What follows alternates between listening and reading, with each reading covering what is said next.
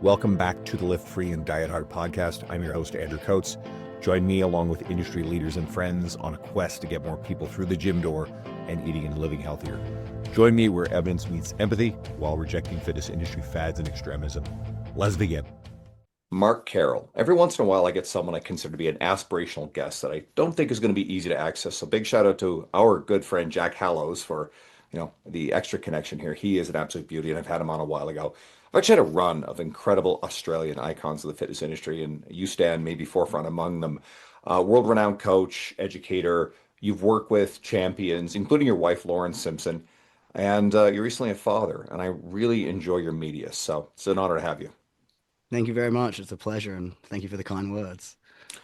Well, one of my favorite things about your media, oh God, social media is it's so cliche to say that it's performative, that it's curated. You're surprisingly vulnerable with a lot of your history. Not as polished, not as, it's not this false ideal. And there are trappings of success. You've been very successful. And that includes open discussion about your body image issues, which men rarely talk about, insecurities, mental health struggles. Hell, you had something about binge eating. I would love to hear you speak to the kind of pressure you felt on how you're supposed to show up in your media as someone who's been a successful fitness professional. Yeah, it's interesting, right? Like I've been doing it for so long, probably like yourself, and yeah, been a coach for 18 years, and you didn't become a personal trainer like most people did these days to try to have a following, and try to make money. Like I was like, used to be like, how can I make just ends meet? I was just so it's a very different industry. So all the social media stuff, it's never been that organic. So since I kind of started, and I never really was expecting to have a big following or anything like that, I was just posting because I had to. And because of that, when I started posting, I always just was posting, yeah, training stuff, but myself stuff, my life stuff. And I just, I've always found that the way, looking back, everything I post now, like the bad stuff is exactly what I posted back in the day. So I've always just stayed the same. And I know I always just feel like it's quite easy. Well, it's easier to post yourself than it is to be something else, right? And it's being yourself is just it's social media, right? It's like, well, it should be, right? But then a lot of the time, not many people are authentic, and I always feel like I just I just feel like people should be owning their wins. Like I hate when people apologize for their wins and they're like, "Oh, I'm sorry, I shouldn't be saying this." I'm like, "No, fuck that." Own your shit, own your wins, fucking go to town, but also simultaneously own your losses. And if you're trying to go big in life, you should be fucking losing all the fucking time, right? And losing, but losing small, losing, learning, little failures, and then you learn and get better. And I find like, I guess one of my things that with social media is that most people try to hide their losses, their failures until they win really big, and then they write a book or something like, "Oh, well, I overcame this," or because I think that's kind of not really authentic. Like, for better or worse, I kind of share my ups and then my downs, and that's my personality as well. And yeah, so it's just, I think it's just important for myself. Like, I don't want to be something I'm not. And it's kind of like, if you're going to like me or not. And sometimes with business and stuff, my team's like, "Oh, don't say that," and whatnot. But I know, man, it's so hard to anyways just post anyway. So if you're gonna be something, I always say if you're gonna be not liked, which inevitably most people will be over time, you might as well be yourself and not be liked than be something else and not be liked, right? So you're gonna get haters and whatnot, but yeah, I know. I just feel like everyone should just double down on who they are. It's just a lot easier than trying to be something you're not, right?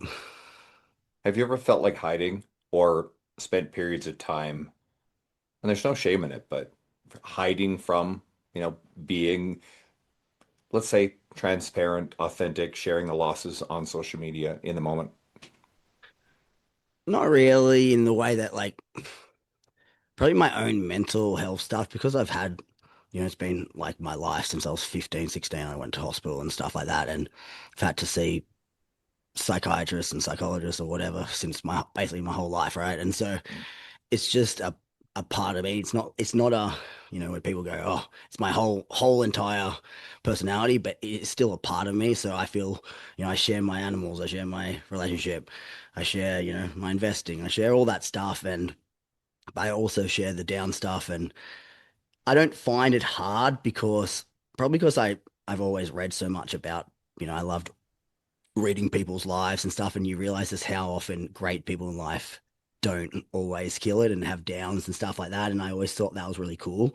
That was, often my favorite parts of books about, successful people is their journey, their up, their rise, right? And I've never felt like that. The only time I feel like I'm over social media is probably when you don't really kind of, and this is a bad one, is where you have expectations. As soon as you have expectations, say, on how something's going to perform, it's like, this post is going to crush it and it goes shit. And the probably the hardest thing for me is that when you feel like, you don't really care if you're liked and whatever, but you need people to somewhat like you to invest into your stuff. Hmm. And before it used to be like, hey, he's a great coach. I'll invest in his stuff. Now it's much more like I'll invest into your stuff if I like you. And so it's almost quite unnatural to feel like for me, I need a sense of popularity for people to want to coach with you these days. And I'm sure you've seen all the time, so many pretty mediocre coaches get a lot of business because of their personalities and whatnot. And that's quite, frustrating. And so that's probably the only time I feel kind of I guess wanting to be distant from social media where you get that frustration and that expectation. Hey, I think this is going to do X and it does Y, and yeah, it's just when you have expectations, and I think sometimes we put a lot of pressure on ourselves. It's just like anything, business, and especially it's like it's not always I do, it's like that's why I like fat loss, right? You do a calorie deficit, you know your numbers, you track, you get a result, boom. Whereas, business, it's not, you do A, B, and C, and it doesn't always equal what you think it is. And same with social media, especially. And so it's not always true validation for the effort you put in. And that's sometimes just for me, I think generates a lot of the frustration, like most people, right? We're all human and Hmm. yeah. I mean, I mean, I'll be open about this. And more recently, the podcast has spoken more to the end user, but I think there's a lot in here for you guys. But for quite a while, I saw my social media grow fairly fast, fairly consistently over time. And then we see changes. The way the algorithm is, it changes.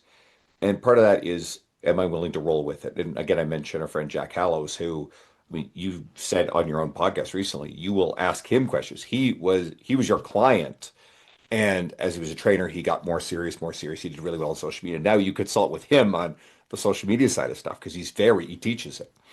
And I found myself getting brought to conferences and speaking on social media, but I want to distance myself from it because part of it was I wasn't willing to spend the extra time and effort. I'm still a full-time in-person coach, and I don't want to be a full-time video-based content creator. I look at Jack. Jack does it great. He loves it.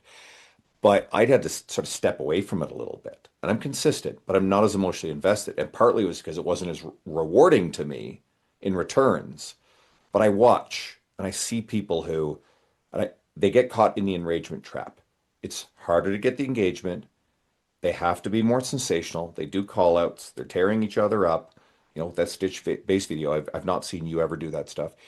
And, but I see how, to your words, it's affecting their emotional well-being, how well a post does. And I see them, then there's negative consequences, backlash, malicious people who they've called out coming back at them doing terrible things. And then they kind of like swear it off and then they're right back to it because they're addicted to the engagement. And they've optimized for the wrong reward and wrong metric, which actually should be business success. And well, again, you were just presenting at a big event on, well, we can talk about the investment and stuff in a little bit, but on a successful career, right? The receipts are there. Yeah, and it's it's social media, right? It's the algorithm, but again, I don't feel like there's much more that, you know, gives you more of like a dopamine hit than, Mm. social media when something goes well, and likewise the opposite end of the spectrum when it doesn't go that well. And yeah, it's just going again, going back to those expectations when you have, oh man, I think it's going to go well, whatever. But for me, it's one of those things you then, you need to kind of take a step back and it's like, why am I doing social media? Why am I doing this? It's to serve a purpose for a business, right? It's for Mhm. my business to get my, what I do out there, right? And I think that, you kind of just touched on it as well. And this is where I feel like, especially young people in the industry, they have such an advantage because if they've grown up, they're young, they're 20s, they've grown up with content. Like they live and breathe it. It's like their thing, right? Yourself, myself, we never got into this to do this, and it's something we've had to learn begrudgingly for me and most of us. And I forget I was talking actually I think Dave McDonald from the owner of Clean Health, a former business partner of mine, and they asked me about kind of what I think. I honestly feel like these days, despite social media having more quality education available to everyone, I do believe majority of coaches are far worse these days. And it's not because of a lack of education, it's because you're asking coaches to do so many things at once. They have to be Mm. a content creator, they have to be a marketer, they have to be an email marketer. And, back when I was really, doing what I was doing, 2014, 15, 16, 17, 18, whatever. I was doing, 50 sessions a week. I was learning. I was doing seminars on the weekend. It was just all I was doing for years and years and years. And it was in person. And I truly believe that being a great coach starts with being in person, personally. I know other people do that, but again, you learn so much about truly being a coach, how to talk to people, how to cue things. Yeah, just learn so much more about an individual than I feel like a name, an email, and stuff like that. And it's just, and even then, like, I spent probably $100,000 in a year or so plus doing seminars. And the cool thing was, you'd go do the seminar, and because you actually worked with people, you'd then go put into place things that you liked, what you didn't like, you'd leave, and it can kind of start to force you to, figure out who you were as a coach, who you didn't want to be. And yeah, you're learning. It's not really knowledge learned if it's not applied. And it kind of forced you to do that. And then I really feel these days, so I learn something to post it online to sound smart rather than I'm learning it to Mm. apply it to my clients to see.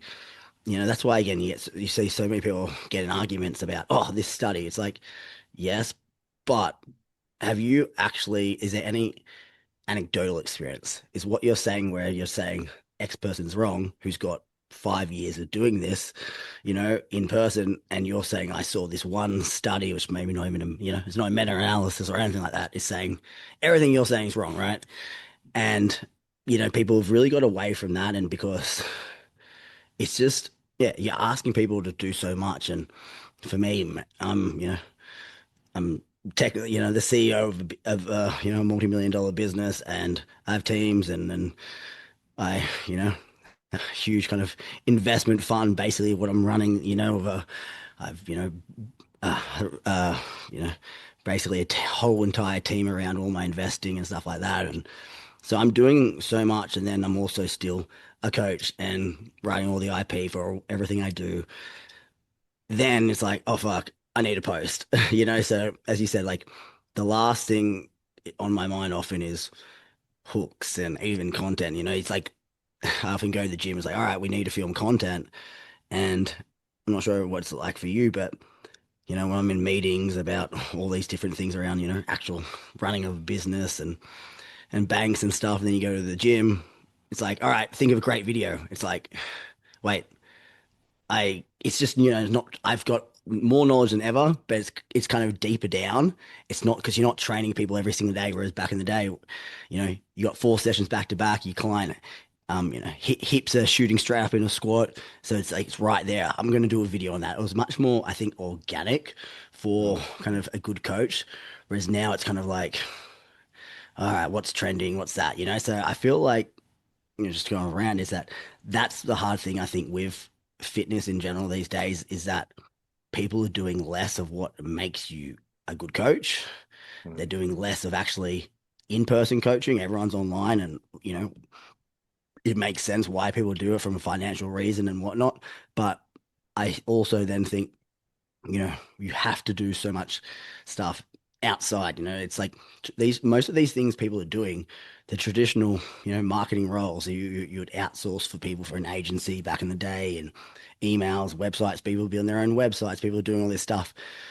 So it's hard to, you know, really get good at something. It's kind of like, you know, Mm. I'm a power lifter, but now I have to also simultaneously, run a marathon. I also have to do a triathlon and learn how to do this. And you're asking people to do a lot, but also still expect them to be just as good, if not better, at their primary skill.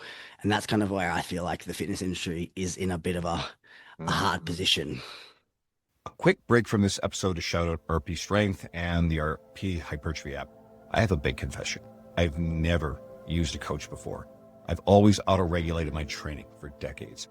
But I've known Dr. Mike Isertel and Nick Shaw, the founders of RP, for years, and I'll get behind anything they create, including years of reading their books, consuming their media, attending their seminars, and having them as guests on the show. And I've been using the RP Hypertrophy app now for several months. And several things have happened. It forced me to make smaller and more gradual but better increases in weight volume across time, like putting 5-pound plates on each side of a leg press. Like, who does that? Never before. Only 45s. It cut out the junk volume. It made my workouts faster and more efficient. I show up with a plan. I didn't have to think about what to do. I feel more accountable having a log my progress. And I don't skip things because I don't feel like it. If hiring a one-on-one coach isn't for you, using the RP Hypertrophy app is the next best thing to manage your gains and to take the guesswork out of your program. There's a 30-day money-back guarantee, so you can try it risk-free, and if you don't like it, they'll give you your money back. And I've also got you a $50 US dollar discount, so go to rpstrength.com/coats and use the code COATSRP, or go to the link below in the show notes. That's rpstrength.com/coats and use the code COATSRP. You made me think of something acutely I don't think I've clicked with before. I think you and I probably similar time frames. I've been doing this 15 years, so we would have both, for a lot of the same time frame, been working full-time in-person trainers, which word of mouth takes care of that by and large. If you're good at it, people renew, they refer. So you don't actually have to spend your early career optimizing for content creation on social media. I was a little early in on, I put up things on Facebook. It was kind of like a mini blog, and client videos, which of course would help with the word of mouth. But the other things I would do is if I got an idea, eventually once I started writing for my own website, and then I was writing for T Nation, and that grew into some other things, the stuff that I was practicing, I would think, oh, there's a great article idea. And I would take my time and put that into a well thought out article.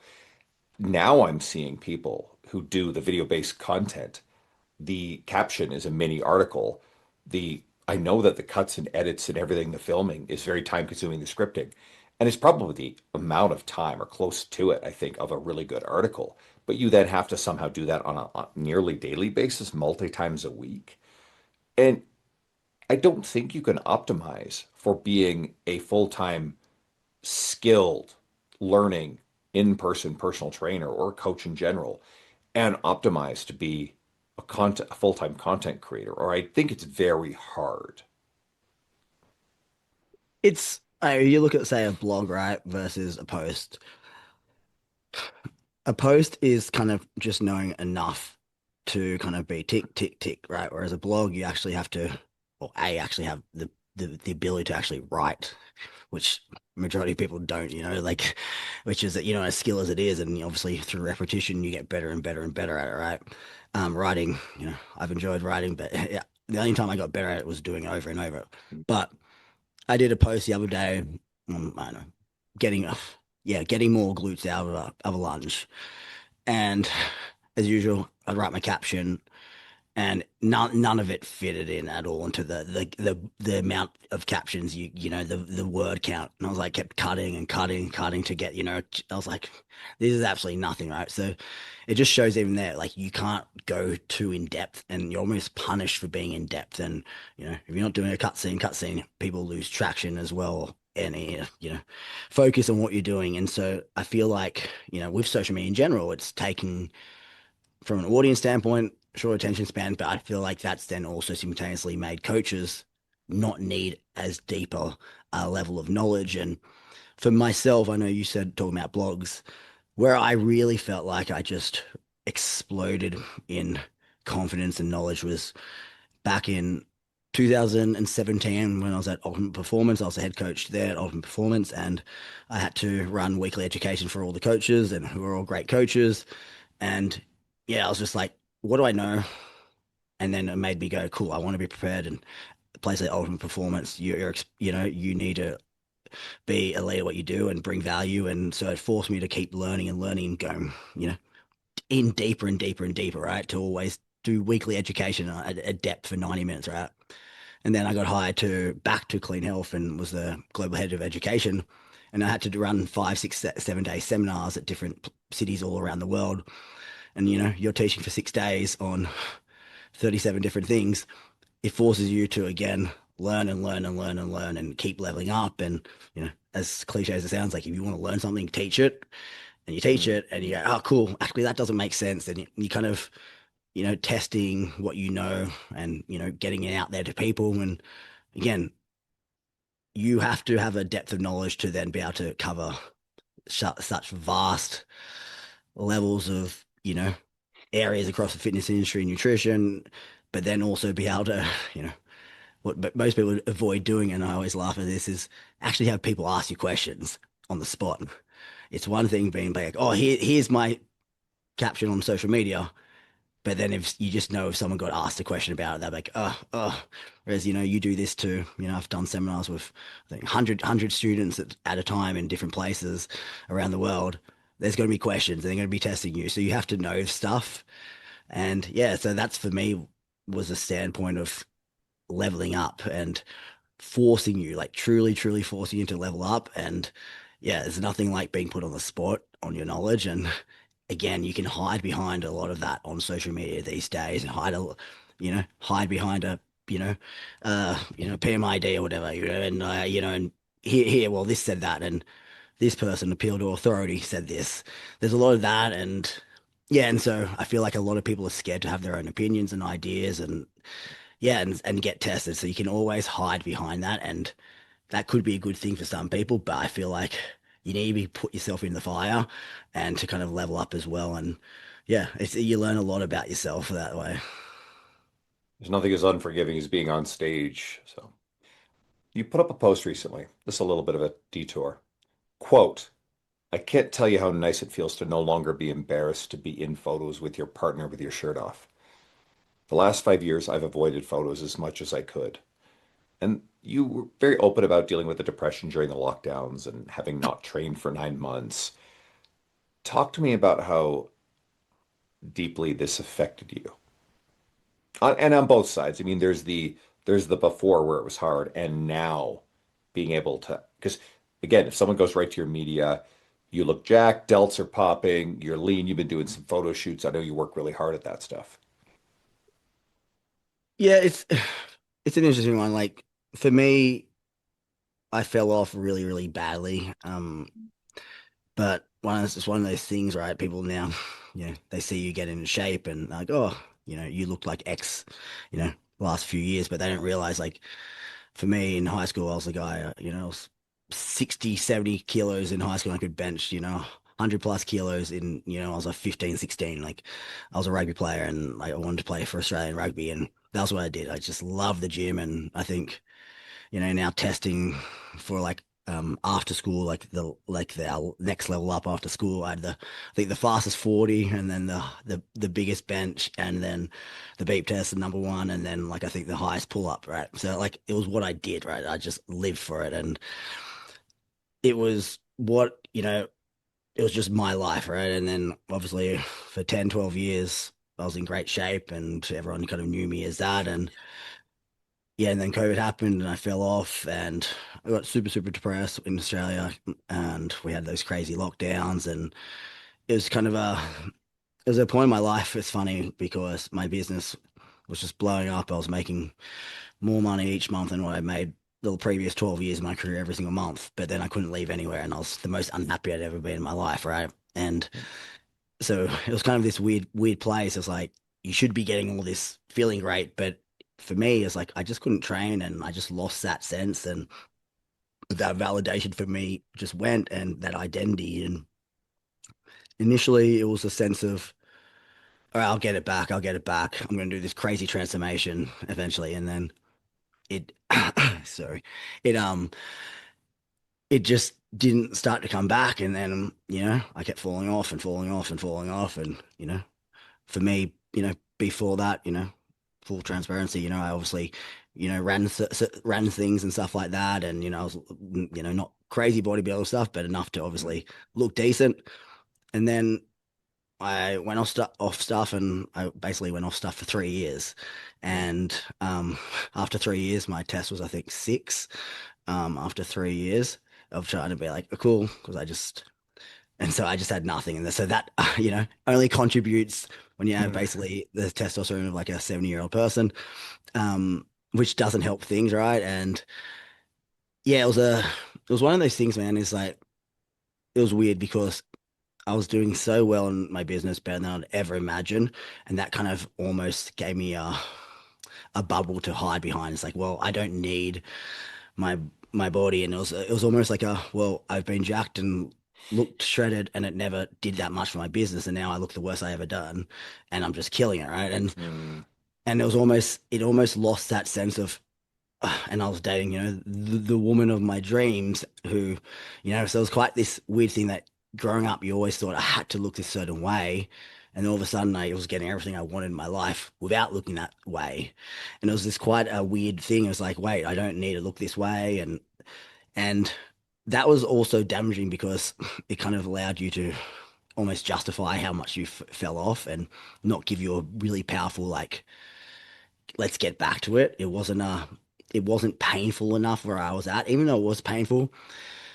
Um, it kind of became the new norm, right? Like you get used to being, all right, I'm just the not in shape guy, and all my friends are, bodybuilders in great shape, and it started to become your identity. The longer something is, it becomes homeostasis, right? And but deep down, it was always like just embarrassment. I just hated the gym. It's hard to, look in the mirror and be like, you don't recognize yourself. And I've just had a world of injuries the last few years, and every kind of thing that you could think of was easy to kind of run behind of like, this is why I don't like, I don't look like this. And this year I just kind of got tired of it, and we booked a holiday to go to Hawaii to get married, and I had about 12 weeks, and I was like, fuck it, let's do it. Let's get back in shape. The time is now. And um yeah, and so I finally did what I've been doing with clients for the last 15, 17 years or something. Was like, all right, I'm just going to follow what I knew to do, and just put my basic methods in place, and yeah, create momentum, and lost that, I think, 12 kilos in 12 weeks, looked good, and then came back in August, and I was like, cool, jo job's not done. What's next? And that was about 14 weeks ago, and now I've just gone to another level in the best shape I've ever been in. And but it was kind of important at the start to kind of get that momentum right and get that confidence back, and see in the mirror, it's like, oh wait, like it feels good to actually look better. And with that post the other day, it's one of those things, until you get back in good shape, you don't realize just how unhappy I was. As I said, it just became the new norm, and how many things I avoided, how many social settings. And we live in the Gold Coast, and I think last summer I didn't go to the beach once. And just put, and so I it's yeah, you sometimes you just get so used to avoiding the world in that way. And for me now, it's just the confidence to come back to actually feel good. It's made me actually enjoy fitness again. And yeah, one of the things where you really fall off, it kind of made me lose my enjoyment of fitness, because I think most personal trainers initially, your motivation to learn actually really initially came just from, I want to improve myself, right? I wanted to look better when you're really young before you even become a personal trainer. And when you're not looking great and you're trying to avoid the gym, it also lost a lot of that hunger, certain way to want to better myself and my passion for fitness. So yeah, it's been a journey, that's for sure. Are you a better coach having lived on the other side of it? Like you said, when you were young, you were all about this stuff, as a teenager, athletic, everything, performed. It's probably felt easy, like who you always were. And now you've walked in the other shoes, the people that you've actually helped with the transformations. Is there a deeper empathy for where they're coming from now? Surface level, you'd kind of normally say yes, but because I've always had so many struggles myself mentally, I've always had a lot of empathy for people and understanding. Probably, I think that's why I've always worked well with so many clients and different people. And, my mental health, I understand struggles and everything's different.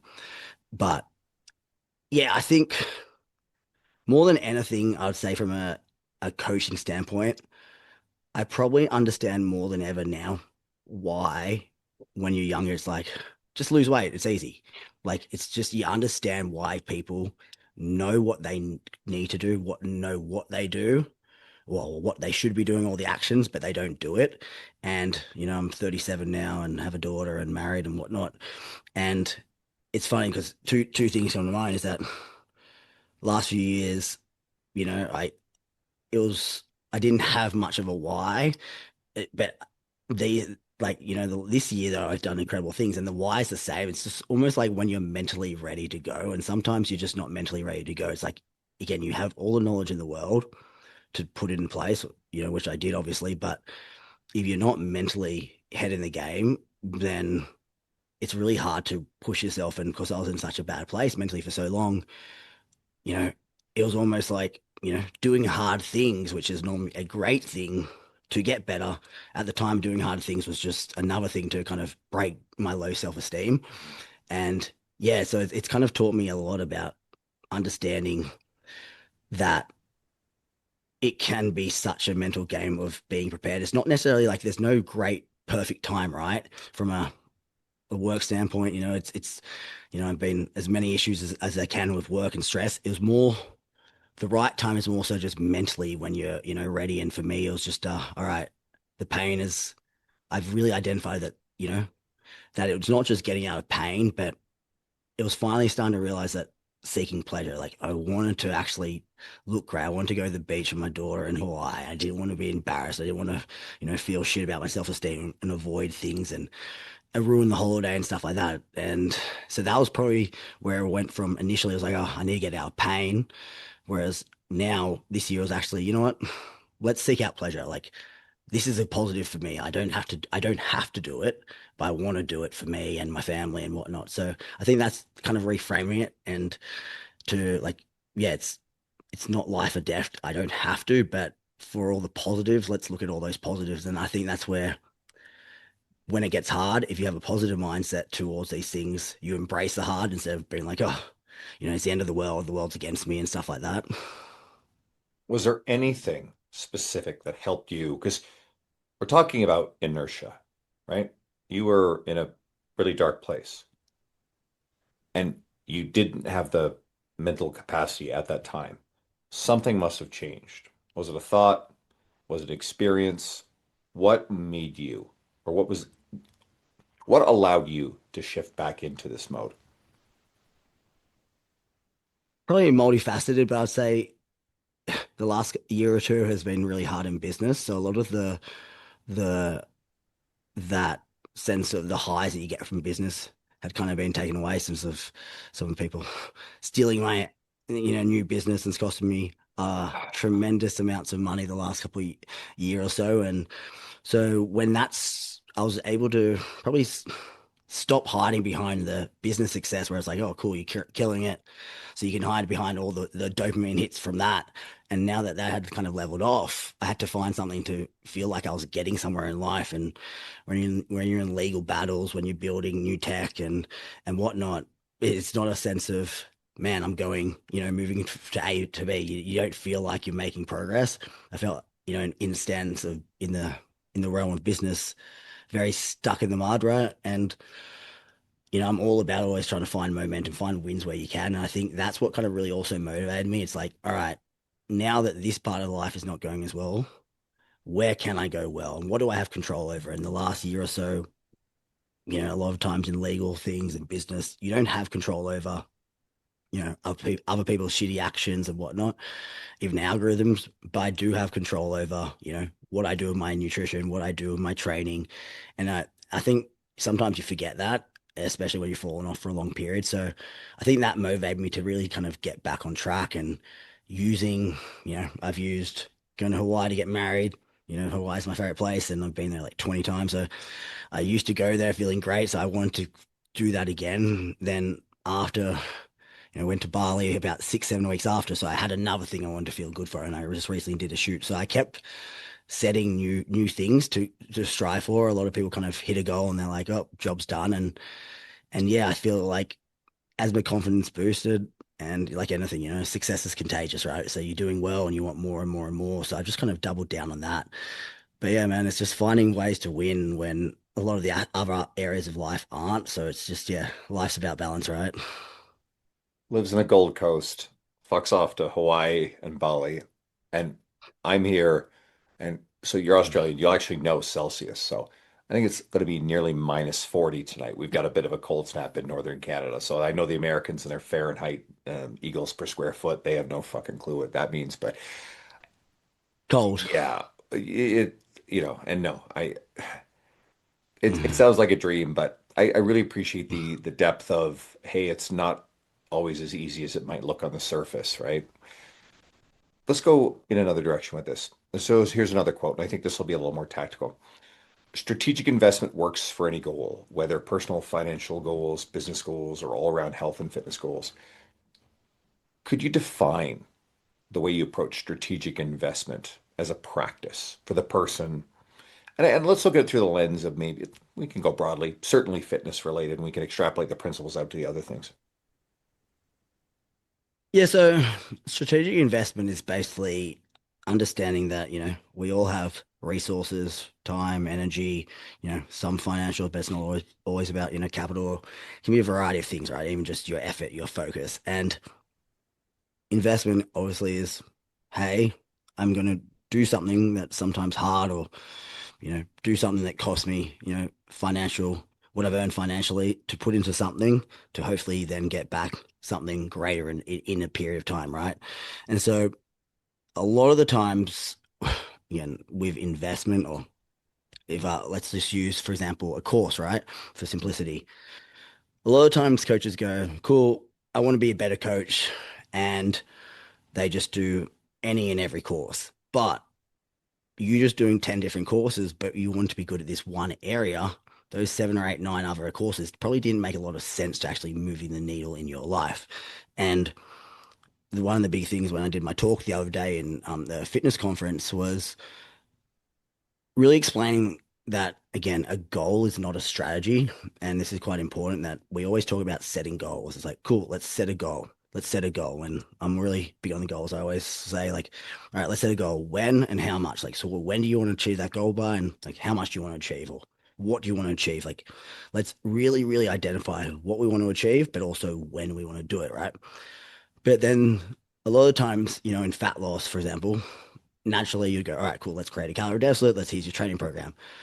But majority of times outside that, people set a goal and then there's no real strategy behind how they're going to achieve it.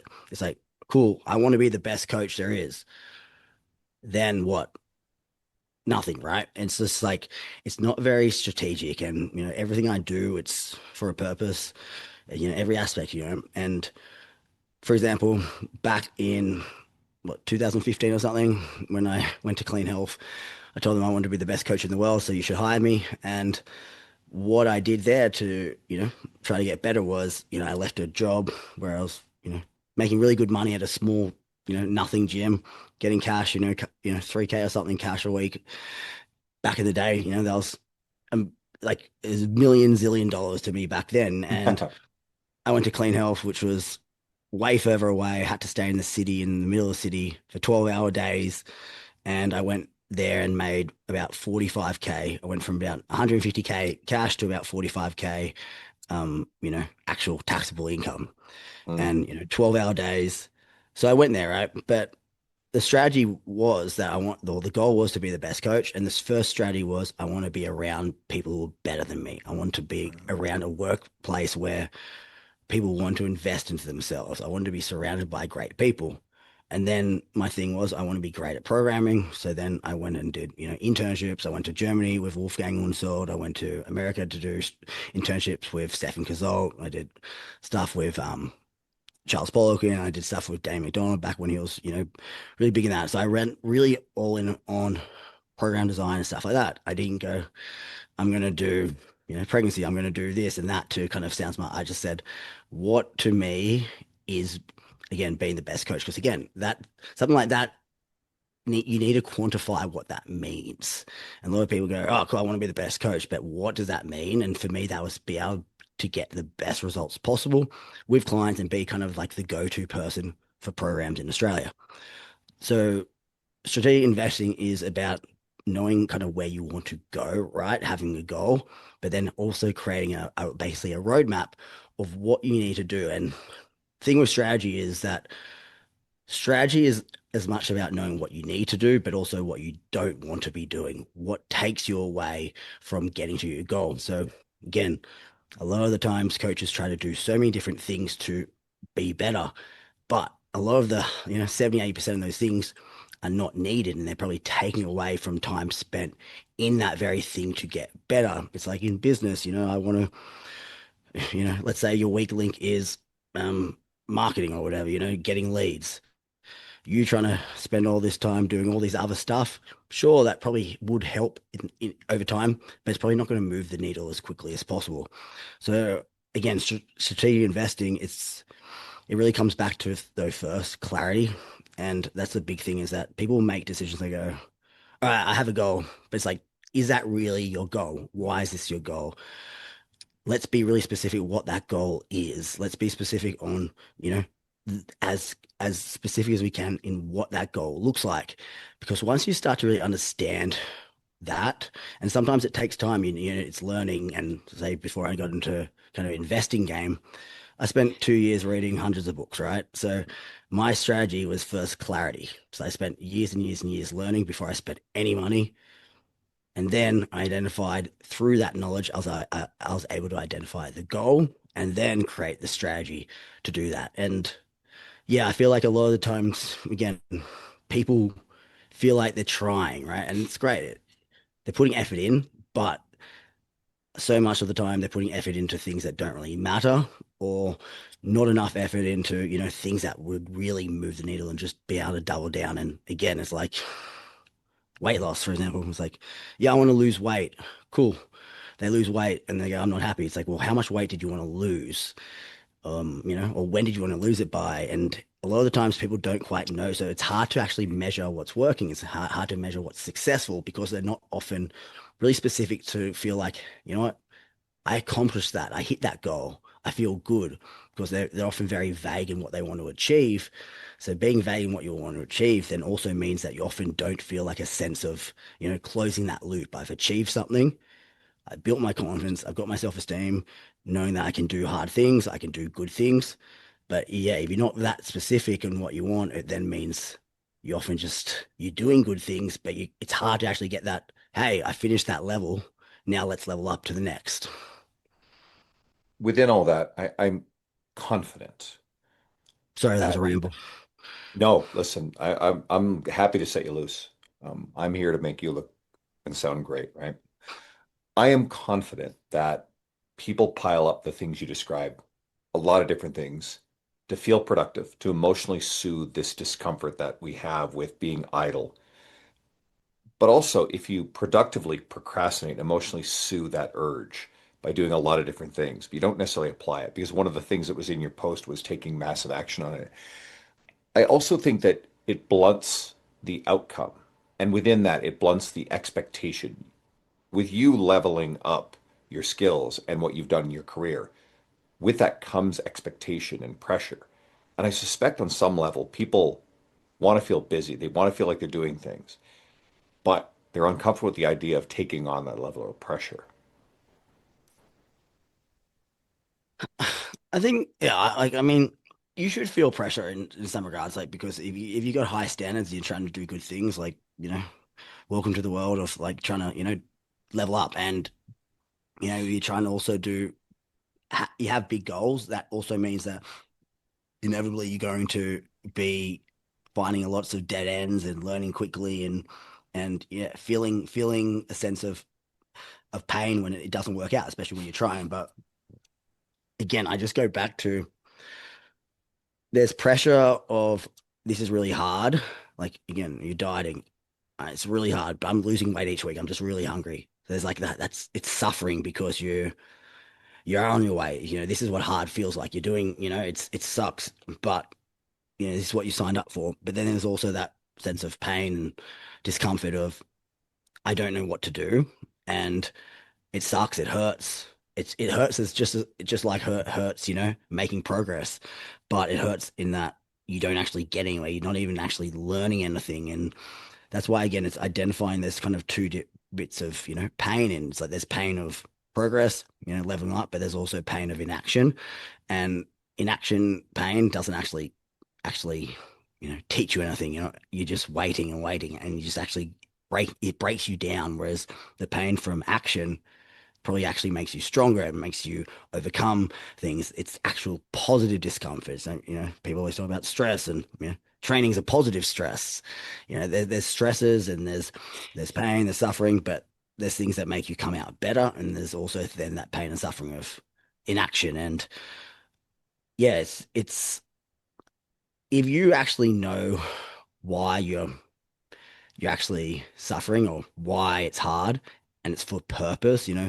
It's yeah, it's suffering with purpose, right? It's not just suffering of like, hey, I'm going nowhere. It's like, no, right now I'm suffering, but there's a deep purpose, there's a why behind it. It actually helps you get through those tough periods. But when you have no purpose to what you're doing, or there's no purpose, it it basically, you feel terrible, because it's like you're getting all the negatives of life, but you're basically also getting no potential upside, right? You're just getting all the negatives of that inaction and that comfort. And yeah, it might feel good at the time, but I know a lot of people around me over the years who've kind of stayed in the same place and were against doing all these different things. And I can tell you firsthand that, there's a lot of unhappiness that comes out later on when they're still in the same place, and they've seen all the other people like myself do well. They had every chance to do that as well, but they didn't take it. They held back. And yeah, so it's an interesting thing, right? You mentioned stress a lot. There's an important lens to look at this through. We think that stress shortens lives and leads to unhappiness and unhealth. But if you get into understanding stress, actually, a lot of people who experience a lot of stress by, just as you described, choosing stressful things, challenges that manifest as stress. But if they have a sense of autonomy over their outcome, a control over their actions, that stress is not bad for us. It's hermetic stress. It's adaptive and it makes us better. What's really lethal to people mentally and physically is a sense of no control when you're in a stressful situation. I think that sense of no control can be a lie. It can be a disempowering lie that alleviates responsibility for a bad outcome. But I like for people to remember, if you're going to your point, if you're going to choose, you choose stress, one form or another. And yes, there's a lot of stuff beyond our control, but if you can choose a path that's got stress, that's you've got some autonomy over, like you said, good things could happen. But I actually think it's actually good for us instead of really unhealthy. And when you're kind of choosing that stress as well, it's normally for a reason, it's for an outcome, right? But when you're not choosing a stress, it's normally life feels like it's, you know, Mm. coming at you, you're not in control of it. And I remember even just with, say, getting lean and stuff. I remember maybe 18, 20 years ago, I remember reading something from John Meadows on his old like Mountain Dog website, where it was like when he used to do comp prep, he used to just be horrible to his wife and stuff like that. And then eventually he realized it's like, why am I being a dickhead to other people because I'm hungry and tired? I literally signed up for this. This is what I want to do. I'm suffering because I want to win a bodybuilding competition. I'm suffering because I'm hungry, because I'm doing this for me. And when he started to reframe that, he was earning that suffering over, hey, life's hard, it's horrible. It's like, no, like this is what you signed up for. This is what bodybuilding is. Like you're living what you want to do. Living what you want to do doesn't mean it's all, sunshine and rainbows. It's like this is the price you pay to, get on stage. And sometimes that's why, again, if you understand the price you're paying is, what you're paying for and why, like what you're getting in the eventually or potentially getting, it can help you, find that purpose again. So suffering a purpose allows you to take ownership. And again, that's why I said before, the cool thing with like, getting myself back in shape is that, I've spent lots of times with people doing shit to me and my business and people saying stuff, and you can't control that. But again, you can control again how you get up in the morning at 4 a.m. that I do and go to the gym. You can control, when you're hungry and not binge eating anymore. And you can control, tracking your calories and macros. And sometimes, even though it's hard, when you feel like you're in control of your hard, it's also empowering as well. A quick side quest. This episode is sponsored by Macros First, the nutrition app I use for myself and my clients. I don't believe everybody needs to track all the time, but just knowing how many calories are in the food you eat helps with a bunch of things. One, if you're used to restricting, you realize just how much nutritious food you need to eat to fuel yourself. Two, then you realize you have the room for your favorite treats without guilt and shame. Three, realize just how many calories you're eating when you consume a lot of ultra-processed junk food and alcohol. Four, rein in your portion sizes. And five, see just how much snacking you're doing.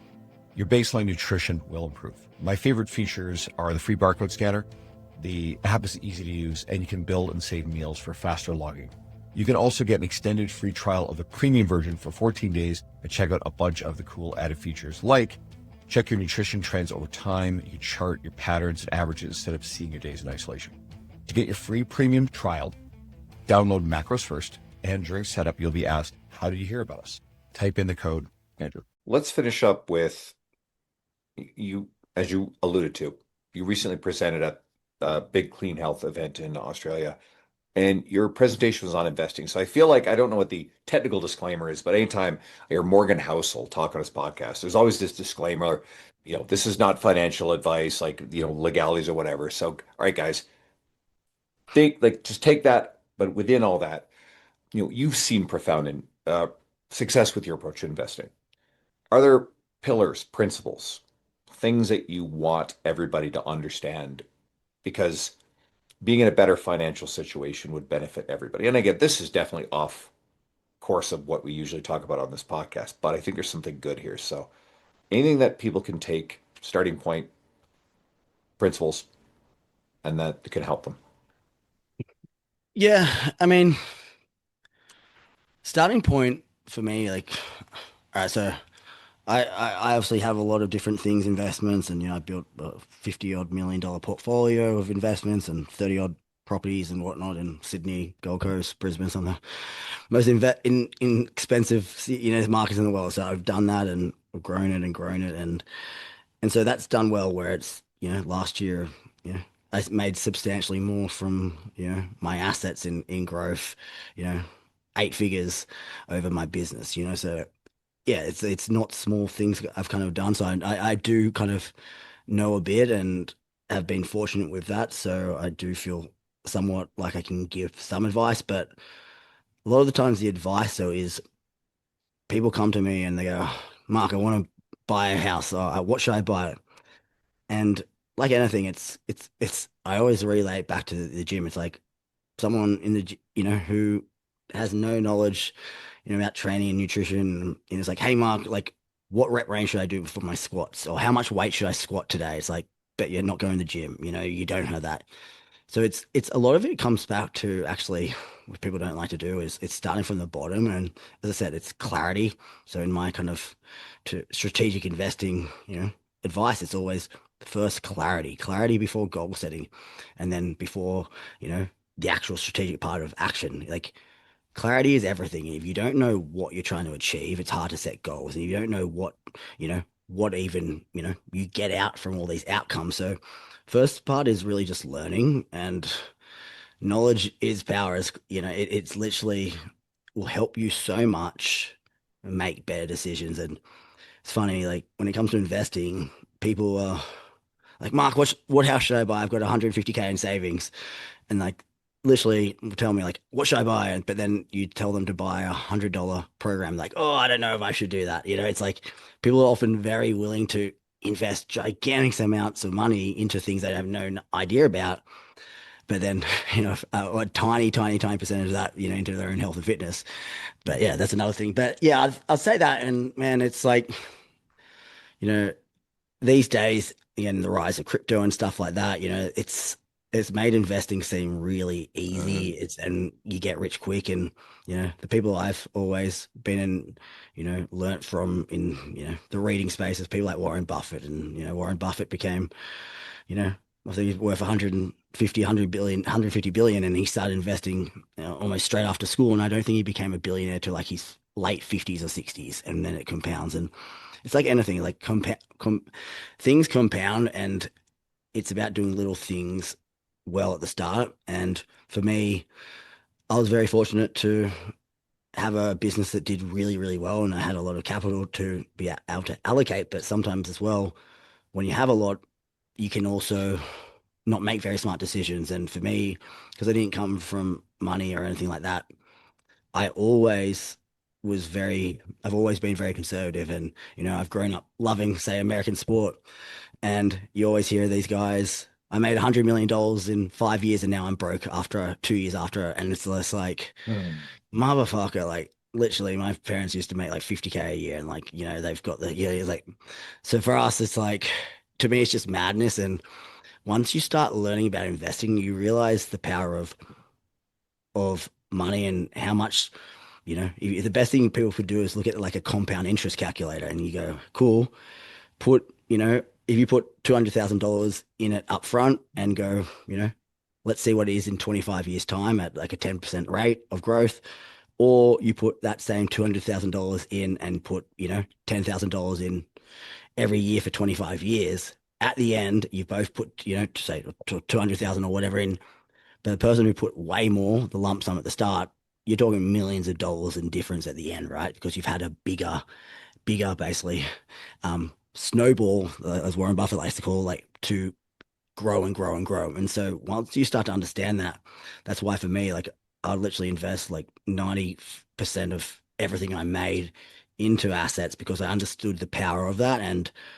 And yeah, like it's important to understand where things can take you. It's just like going to the gym and you don't expect to look like a bodybuilder after 3 weeks. But I think again with investing, it's like you're trying to get the mindset out of, get rich quick, think long term. And for me, every time I get, paid, I don't want money kind of in my accounts because then you feel you can do dumb stuff with it. And yeah, so it's just always I've just really attacked learning. And one of the things with learning, man, is that you want to learn about what you can do, but you also want to learn about mistakes people make so you can try to avoid those mistakes. And yeah, without going kind of too deep into what to choose and whatnot, it's just you'd be surprised if not trying to, get rich quick, not trying to, spend more than you earn, obviously, and also, if you start making more, not kind of go with lifestyle inflation where you start making more, so you start spending astronomically more. It's like, how can you keep almost spending the same? And I've got obviously some nice things, but for me, it's a fraction of what I did, and I've hit so many things, more than I was kind of ever expecting in goals, and so I've done those things now that I can do a little bit more. But yeah, man, and it also doesn't help, social media, everyone's Mhm. giving advice on TikTok and stuff like that. And, a lot of the advice comes from, people who haven't done much, or they, it's like, see people giving advice and they got one property and they're like a real estate superstar on, it's just like, yes, there's knowledge, but then it's again, you have to play the game, you have to experience it. And yeah, man, it's just, and with finance and investing in general, it's like, if you make mistakes, try to make mistakes early in your journey when you're young, because then you can, have time to actually get back in the game, and also try to make mistakes on very small amounts of money. So you really want to get your, dip your toe in slowly and build up knowledge. And yeah, man, it's one of those things that just, it really is about knowledge. It's about clarity. It's not about let's rush it. And yeah, I like the saying is that investing is really like, it's being really boring. It's just like, oh my God, I don't trade, I buy stuff and hope to hold it forever. It's not like, fuck, I'm selling today and up and down. It's like, Uh, Go look at the research again. People like to look at the research of, training and nutrition. Look at the research of investing, and you look at Wall Street. Like one of my favorite things to tell people is when they tell me like they're trying to trade is that there's good research showing that the people who the accounts which perform best in the stock market are people who are dead because they don't touch it. They just leave it and it just grows and grows and grows. It's the people who they freak out and their emotion, they sell at the top. They buy at the top, sell at the bottom and whatnot. And again, like I really got into learning. I think the first book I read was all about, mistakes people make over Let's Get Rich. It was all the common mistakes people make. And so for me, I have days where you can lose multiple seven figures, and it's like, uh, you know, I get more down that my post didn't go that well because again, it's obviously not lost unless you sell it. Whereas a lot of people they go up and down with it. It's just like if you know that knowledge that things are going to trend upwards over time, as kind of Warren Buffett always says, is like, I don't know where the market's going to go in the next month or 5 months, but I do know over the next 10, 20 years, it's going to go one way and it's going to up and up and up.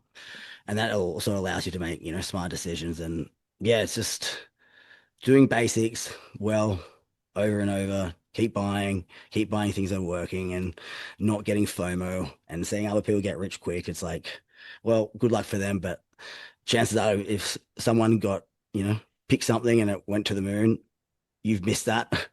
They got lucky and it's just, yeah. So I don't know. I just feel like people don't realize just how little things, little actions just compound over time with money. And yeah, and it's just also not trying to necessarily, not necessarily trying to get money to then try and impress other people and whatnot. Even though, here I am with a fucking Lamborghini and whatnot. But I've also got, a lot of other stuff and, so it's kind of like you have to earn those things, right? Whereas I know friends and stuff who have nothing, but they have a Lamborghini. And it's like, do you have assets? No.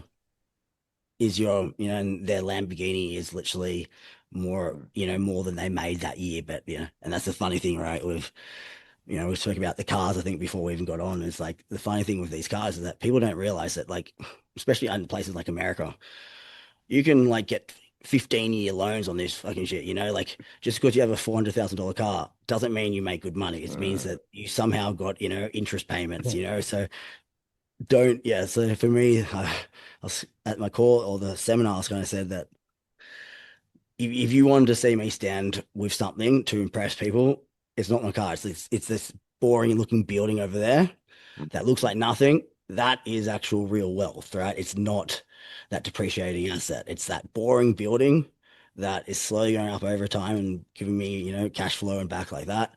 That's wealth. It's not what most people kind of think of on social media. there's a lot in there. I'm going to grab a couple of really quick ones to highlight. There's a great book. It's A Millionaire Next Door. It's a bit Yeah. dated, the numbers. If you go read it, the numbers are going to sound ridiculous because it's an old book due to inflation. But within that, as you pointed out twice, be very careful about lifestyle creep. Upgrading increasing what you're spending relative to what you're making. That's a huge one. And it's getting caught in status games, status traps of having to have the expensive vehicle. And again, within the context of your earnings, which is key, which is your success has allowed you to have some things you enjoy. There's something important here. And Morgan Housel's book, The Art of Spending Money, honestly, one of the best new books I've read. There are going to be things that matter to you. You enjoy. I collect vinyl records. I love that stuff. I bought myself a hot tub, but I mean that's my comfort. I'm going to be out in that thing tonight in this freezing cold. I can't fucking wait for it, right? But I don't drive a sports car because that isn't an expression of how I want to do this. But guess what? I've spent an astonishing amount of money on these vinyl records, and but they bring me joy. Okay, I like traveling. Okay, that's experiences. Back to the other principles. Your time horizon when you're investing, staying in the market, not dollar cost averaging. And you were alluding to this, but I'll make it very explicit. There are almost no experts in this who've actually outperformed just the market, the index, right? And I Long think term, yeah. read Warren Buffett stuff, read Charlie Munger's longtime partner, recently deceased. These guys are brilliant. Berkshire Hathaway. There's wisdom in what they're doing.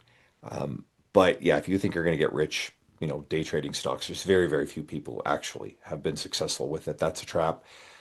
Um, I went to business school. I have a Bachelor of Commerce degree and a concentration of finance, so I got a little bit of background in this stuff, and I do my own investing. And I tend to, and I'll be careful with this advice. I want you guys to go research this on your own.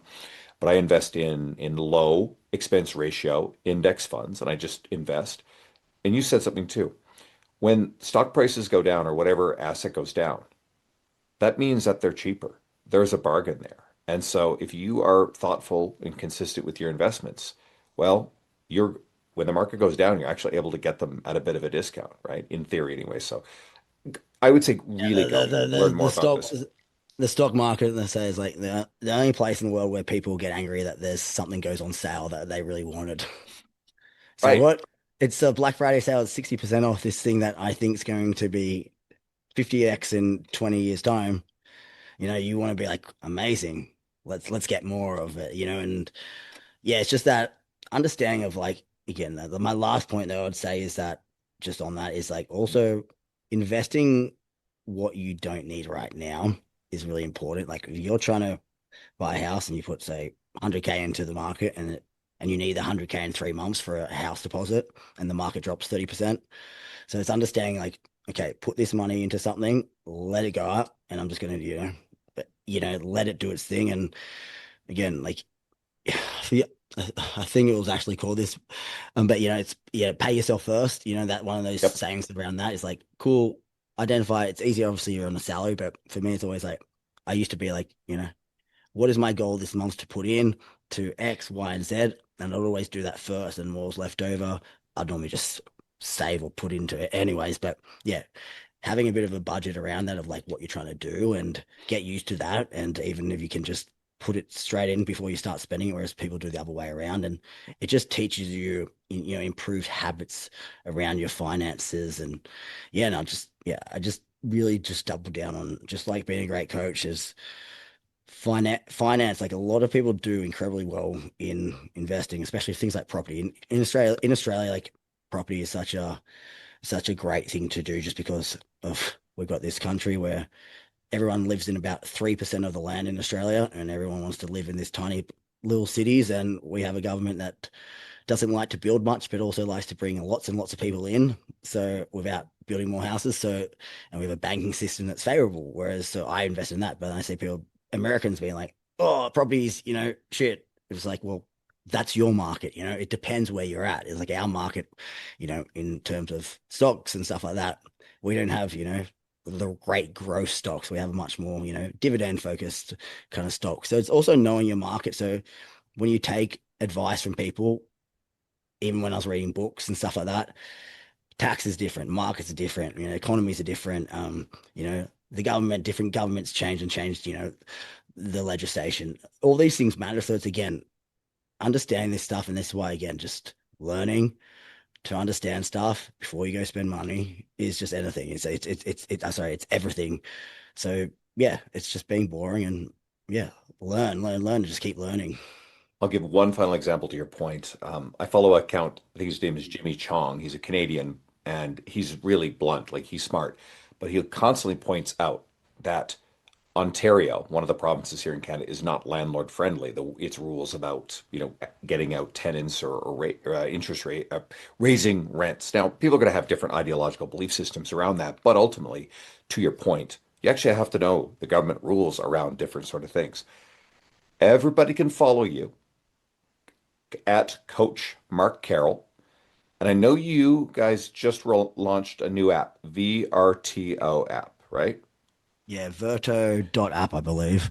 Okay. Yeah, so new app has been a work in progress. Obviously, myself have been doing this for 7 years, and my partner Lauren Simpson has had her own huge business, Lauren Simpson Fitness. Between us, we've probably 400,000 or 500,000 people have used our stuff. So, your new app out, and it's basically the way I like to look at it is basically Mark AI. If everything I know and how I do check-ins and Mm. how I do the initial consults. Basically, we formulated hundreds and hundreds of pages of my knowledge and built it into into the app so that yeah, it's basically trying to get me how I think for each person. And rather than the last few years, it's been we've got a couple of programs. Let's kind of fit someone into a program.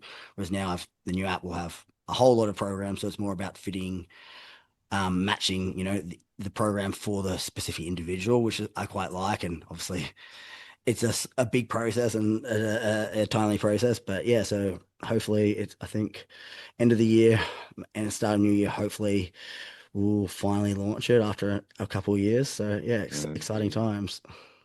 And you have your own podcast. And if I'm not mistaken, I think it's called the Mark Carroll Podcast, is it not? The Coach Mark Carroll podcast, and yeah, I was really good at it for a long time, and we hit like number one in fitness in Australia quite a lot of times, but been a bit lazy with it. Outside of a couple of episodes, but yeah, definitely trying to get back into it the new year. That's for sure. I know I just listened to an episode with you had again our friend Jack Hallows, and that one was a bit more about social media content creation, which he's great at. So, guys, go check it out. Mark, thanks for taking the time. This has been a real treat. I appreciate you. My pleasure. Thank you so much, guys.